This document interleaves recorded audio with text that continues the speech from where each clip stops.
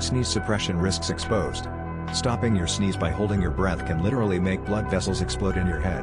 When you suppress a sneeze, all that built-up pressure in your lungs and sinuses needs somewhere to go. Instead of blasting harmlessly out your nose and mouth, it can shoot up into your skull and eyes.